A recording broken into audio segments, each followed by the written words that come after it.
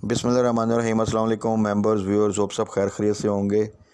आज की वीडियो में जी डिस्कस कर लेते हैं दो इंपॉर्टेंट चीज़ें। एक तो मार्केट ने अगर देखा जाए तो तकरीबन 500 पॉइंट्स की इंट्राडे रिकवरी दी, तो उसकी रीज़न जो मार्केट का इतना डिप आया था वो थोड़ा सा डिस्कस कर लेते हैं। पॉलिटिकल सिनेरियो जो है वो कितना इंपॉर्टेंट है मार्केट के लिए इस वक्त, उसको थोड़ा सा फोकस करना है। और प्लस ये कि टेक्नोलॉजी सेक्टर जिसको मैं बार बार कहता हूँ कि इस वक्त टॉप प्रायोरिटी पे रखें आने वाले दिनों, क्या महीनों सालों के लिए, तो वो इंशाल्लाह ताला अच्छा डिसीजन होगा।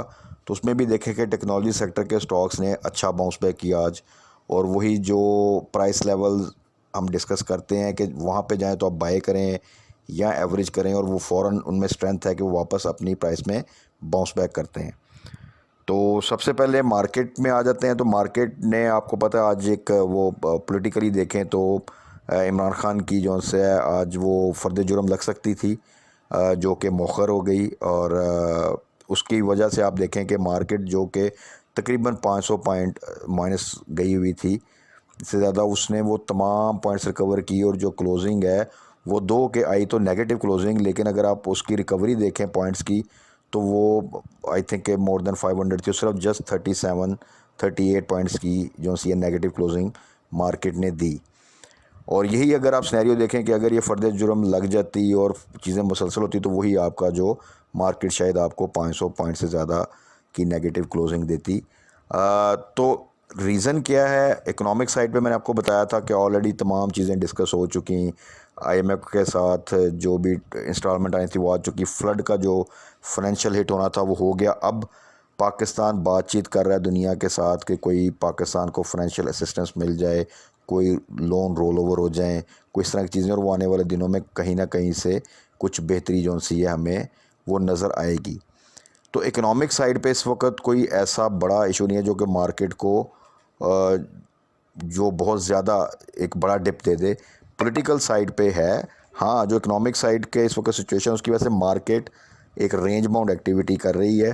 बट पॉलिटिकल साइड में किसी वक्त भी बहुत अच्छी कोई न्यूज़ आ गई जो कि नज़र आए कि आने वाले दिनों में स्टेबिलिटी हो सकती है, कोई इस तरह का सेटअप तैयार हो रहा है, या गवर्नमेंट और अपोजिशन आपस में बैठ के किसी चीज़ पे जो सा है वो मुत्तफिक हुए हैं, तो देन आप देखेंगे कि मार्केट में एक अच्छा जो सा है वो इस चीज़ को पॉजिटिवली मार्केट जो सा है वो लेगी। But at the same time कोई नेगेटिव न्यूज़ अगर आप देखें आती है तो उसका मार्केट बहुत नेगेटिव इम्पैक्ट देती है, क्योंकि और भी कोई अच्छी न्यूज़ इस वक्त मार्केट में है नहीं, कोई ऐसा बूस्टर मार्केट के लिए नहीं है। और उसके ऊपर अगर पॉलिटिकल साइड पे कोई नेगेटिव न्यूज़ आती है तो डेफिनेटली एक पैनिक क्रिएट होता है। सो इसलिए इस पूरे सिनेरियो में जब तक ये सिचुएशन क्लियर नहीं होती तब तक मार्केट ऐसे ही चलेगी।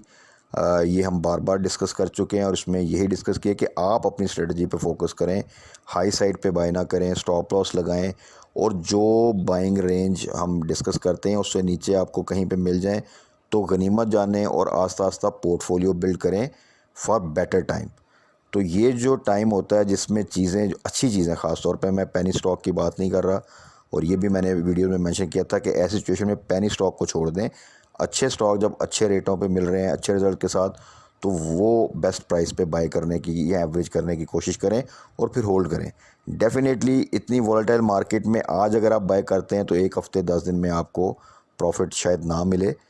अगर कोई अच्छी न्यूज़ आ जाए, रिकवरी एकदम आए, तो ये भी हो सकता है, बट टारगेट आप करें इसको थोड़ा सा होल्डिंग के साथ, तो फिर अल्टीमेटली आपको अच्छा प्रॉफिट ही होगा। और किसी डिप में किसी न्यूज़ की वजह से अगर कोई पैनिक आता है तो उसमें पैनिक में आके लॉस बुक ना करें, और उसके लिए सबसे ज़्यादा ज़रूरी है कि आप हाई साइड पे बाय ना करें, क्योंकि अगर आपने हाई साइड पे बाय किया, अगर एकदम डिप आएगी तो फिर आप में पैनिक होगी कि ये मैंने काफ़ी हाई बाय किया तो नीचे पता नहीं अपने लो के पास चला गया तो मैं क्या करूँगा। तो इसलिए कोशिश करें कि लो के पास जो स्टॉक्स हैं उनको बाय करें, तो उनमें फिर ये है कि डिप में भी फर्दर डिक्लाइन के चांसेस काफ़ी कम होते हैं, या परसेंटेज वाइज बहुत कम वो डिक्लाइन करते हैं। तो कल के लिए भी जी फ्राइडे है, वॉलेटिलिटी कोई न्यूज़ पॉलिटिकल साइड पे देखें। इमरान खान ने कहा था पहले कि हफ्ते को वो कोई तहरीक का जो सा वो स्टार्ट करेंगे, उस पर क्या न्यूज़ आती है, या कोई गवर्नमेंट के साथ जो सा कोई अंडरस्टैंडिंग होती है नहीं होती, या इमरान खान इस चीज़ को डिले करते हैं लॉन्ग मार्च की किसी किस्म की कॉल को, तो वो सारा चीज़ें अब इस पर डिपेंड करेंगी। बाकी टेक्नोलॉजी सेक्टर के हवाले से डिस्कस कर लेते हैं। टेक्नोलॉजी सेक्टर को मैंने काफ़ी अरसे से मेंशन करना शुरू किया, उसके बहुत से स्टॉक्स को, और यही था कि इसको आप जो है वो शॉर्ट टर्म के लिए भी आप प्लान कर सकते हैं, जबकि ये बड़े अच्छे लेवल्स पर थे बहुत से स्टॉक, और इसको आप लॉन्ग टर्म के लिए भी प्लान कर सकते हैं। तो दोनों सूरतों में टेक्नोलॉजी सेक्टर में बहुत अच्छा पोटेंशियल है, मिनिमम रिस्क है। तो अगर आप देखें अभी भी जो जितनी वॉलेटिलिटी चल रही है इस वक्त मार्केट में, और जो सिचुएशन उसके बावजूद टेक्नोलॉजी सेक्टर के ज़्यादातर स्टॉक्स अच्छा प्राइस को होल्ड कर रहे हैं।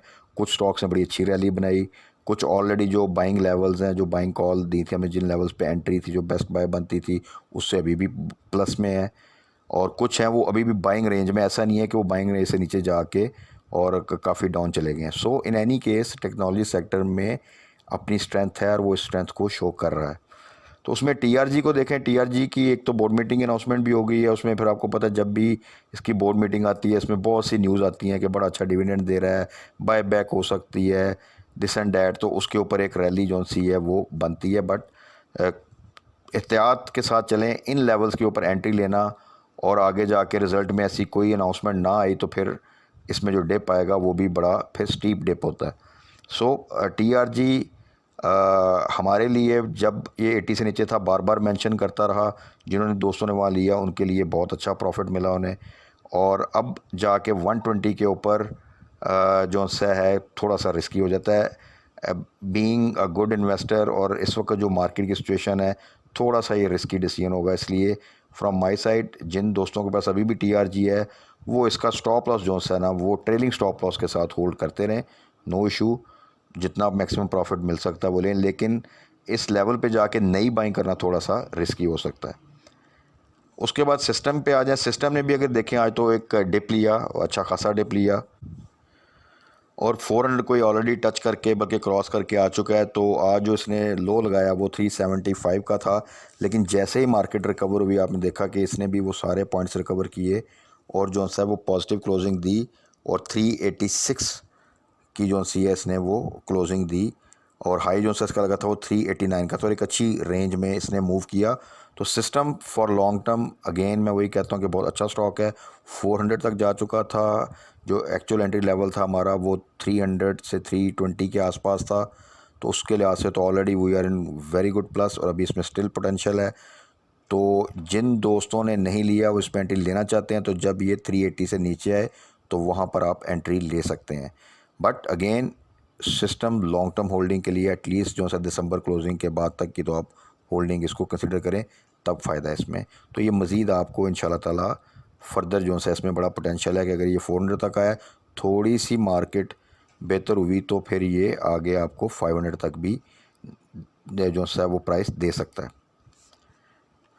अच्छा जी, उसके बाद आ जाएं पाक डाटाकॉम। आप सबको याद होगा साइड आइटम थी, इसको मैंने मेंशन किया था जब ये 47 से नीचे था, और यही मैंने कहा था कि इसको आपने होल्ड करना है ट्रेलिंग स्टॉप लॉस के साथ। यानी जब ये 55 से ऊपर जाए तो 50 का स्टॉप लॉस, रिसेंट जो लास्ट स्टॉप लॉस था हमारा वो हमने 55 पे कर लिया था क्योंकि ये तकरीबन 60 के आसपास था। तो इसका रिज़ल्ट आया आउटस्टैंडिंग रिज़ल्ट, आउटस्टैंडिंग EPS 60%, साथ डिविडेंड अनाउंस किया। तो आज ये मार्केट नेगेटिव होने के बावजूद भी कैप था। तो स्टिल कल के लिए आप अपने वही 55 के स्टॉप लॉस पे इसको होल्ड करें। कल अगर ये 63 64 से ऊपर की क्लोजिंग देता है तो आपने फिर अपना स्टॉप लॉस 60 पे ले जाना है। फर्दर पोटेंशियल है इसमें कि आगे जो सा गेन दे सकता है, बट अगेन मार्केट की क्या सिचुएशन होती है आने वाले दिनों में तो उस पर बड़ा डिपेंड करता है। इसलिए 60 से ऊपर जाके बाय करना थोड़ा सा रिस्की हो जाएगा। जिन दोस्तों ने बाय किया हुआ है वो फ़िलहाल इसको ट्रेलिंग स्टॉप लॉस के साथ होल्ड कर सकते हैं।